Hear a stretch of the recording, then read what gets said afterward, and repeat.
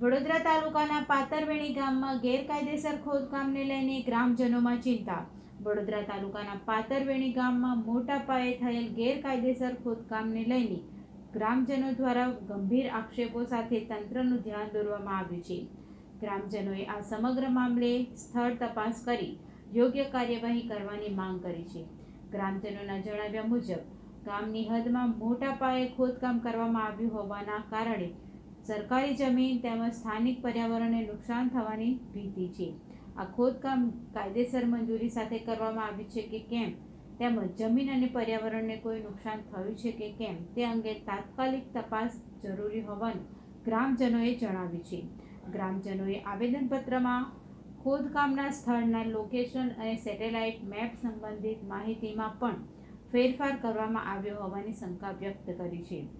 કેટલાક ગ્રામજનોનો આક્ષેપ છે કે ખોદકામના વાસ્તવિક સ્થળને દર્શાવતી લોકેશન માહિતી અથવા મેપના ફોટોમાં ફેરફાર હોઈ શકે છે.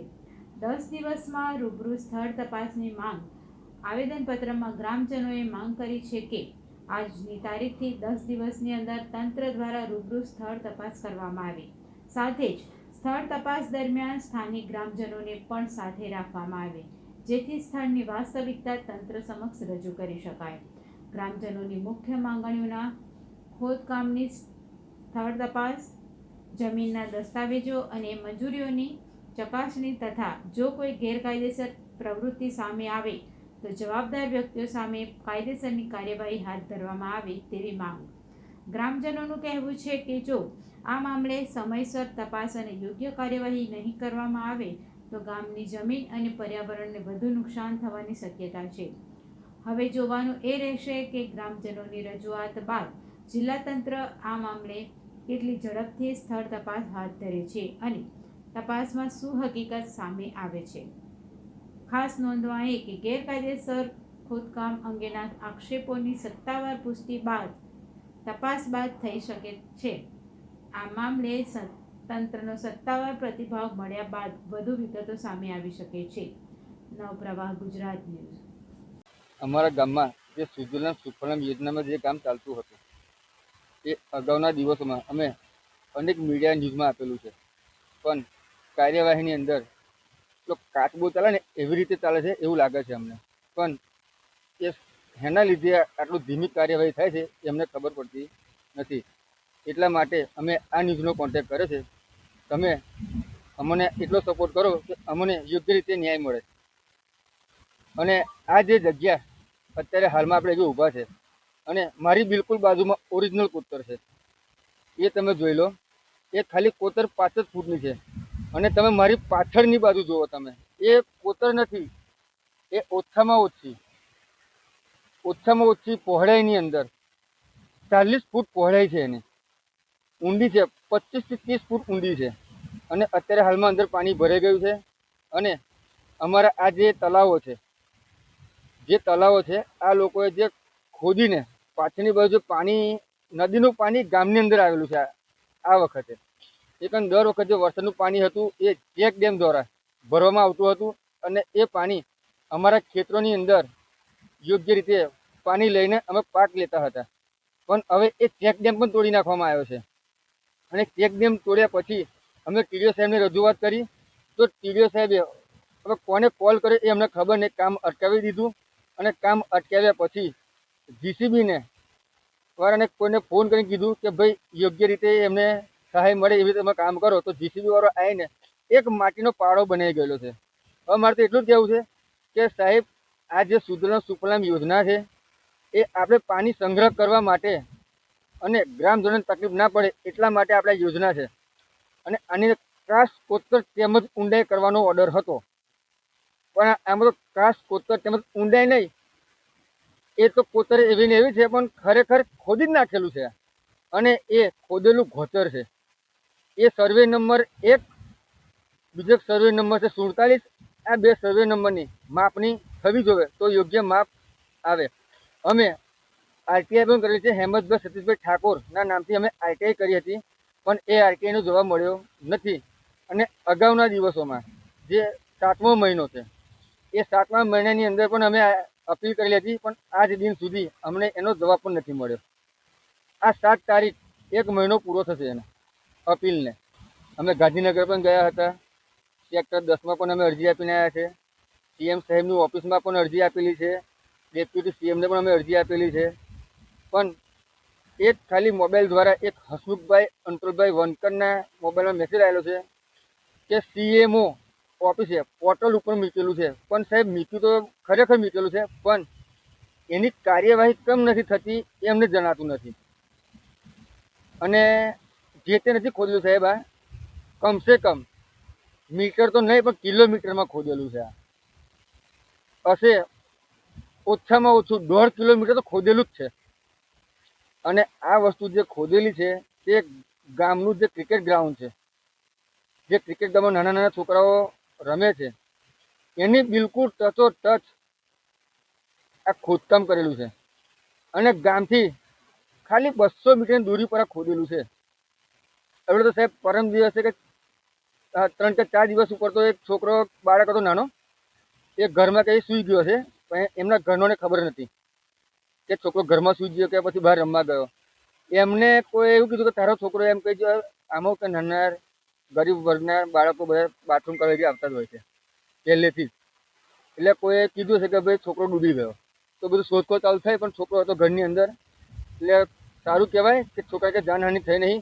જો કદાચ જાનહાનિ થઈ હોત તો જવાબદારી કોણ ટીડીઓ સાહેબ લે.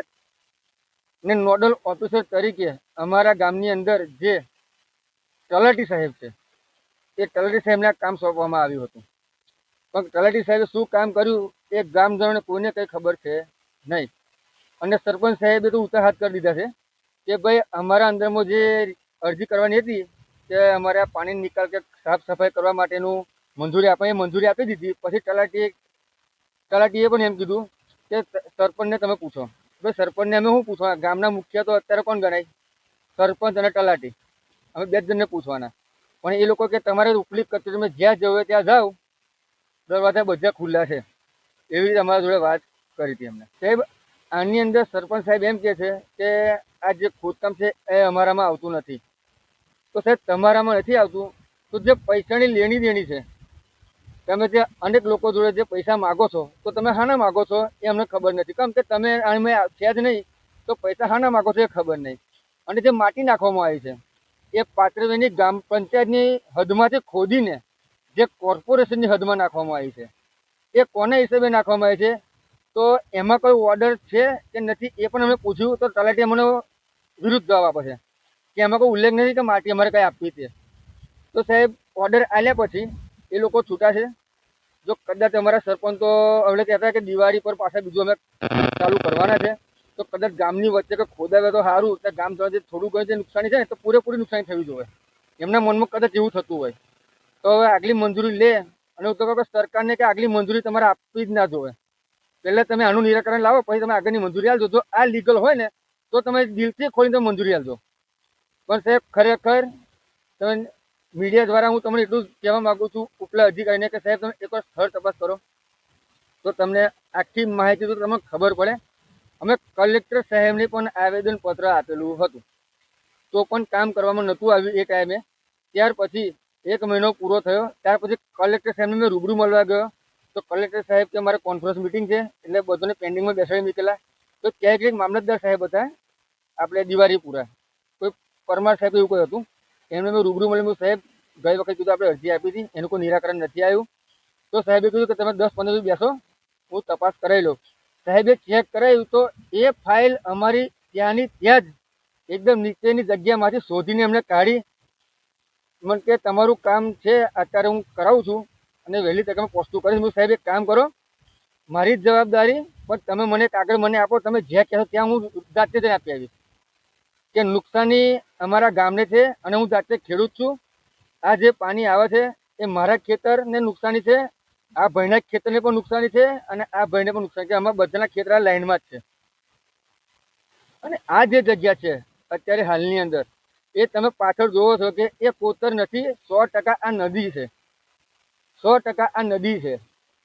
કે નદી તો અહીંથી તમે જોવો તો ઢાઢર નદી બહુ દૂર છે, પણ એને જોડાતી નદી બીજી કરી નાખેલી છે.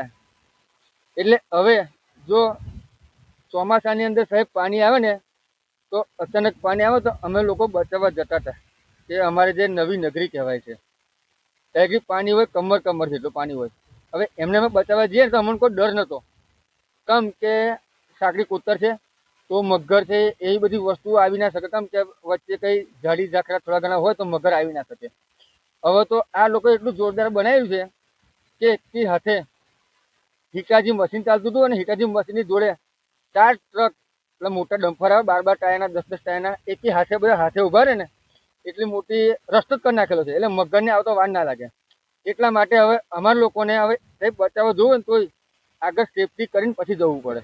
અને જે તે ટાઈમની અંદર આ કામ ચાલતું હતું અમને 100% એવો વિશ્વાસ હતો કે આટલું મોટું કૌભાંડ ચાલી રહ્યું છે, આટલું મોટું કૌભાંડ ચાલી રહ્યું છે તો સેટેલાઇટો આ લોકો માટે શું કહેવાય. કદાચ આ લોકો સેટેલાઇટના પણ લોકેશન બદલી શકે છે. એટલા માટે અમે જે ટાઈમે કામ ચાલતું હતું એ ટાઈમના પર સેટેલાઇટ ફોટા અમે લીધેલા છે સ્ક્રીનશોટની અંદર. એની અંદર ચોખ્ખી કોતર વાંકી ચૂકી દેખાય છે. પણ અત્યારે જે અપડેટ થઈ ગયેલું છે સેટેલાઇટ એની અંદર એક હિટાજી મશીન દેખાય છે અને 3 ગાડી દેખાય છે અંદર, 2 કે 3 ગાડી દેખાય છે અંદર, મોટા ડમ્ફર અપડેટ થઈ ગયેલું છે.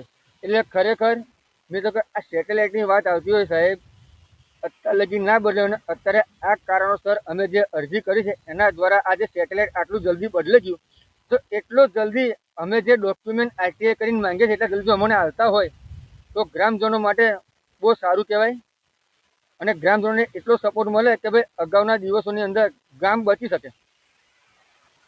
ગામ છે પાતર વેણી, એનો પિનકોડ નંબર છે 391220. અમાર તાલુકો લાગે વડોદરા, જિલ્લો લાગે વડોદરા, પણ અમારી વિધાનસભા 140 ડભોઈ, વિધાનસભા 140 ડભોઈ લાગે અને અમારે ભાજપ સરકાર છે. અને હું તો કહું કે ભાજપ સરકારમાં જો આવું થતું હોય સાહેબ તો પછી હવે પાર્ટી પ્રત્યે વિશ્વાસ કેમનો રખાય અમારે, એ બહુ મોટી વાત છે. એટલે હું તો કહું કે અમારા ધારાસભ્ય સાહેબને કે સાહેબ તમે આના પર જરાક એક્શન લો તો બહુ ખૂબ સરસ છે. અને સાહેબ એવું આપણું એક ગામ નહીં આજુબાજુ ગામમાં પણ ચાલે છે, પણ હવે સાહેબ એ લીગલ છે કે અલીગલ છે મને ખબર નથી. તો ન્યૂઝ દ્વારા ખાલી હું હિન્ટ આપું છું કે તમે જરાક અમારા ગામનું જોવો, બાજુનું ગામ તો પછી તમે તમારા હિસાબે કરો તો સારું છે. સાહેબ મારું નામ છે જગદીશસિંહ ઠાકોર.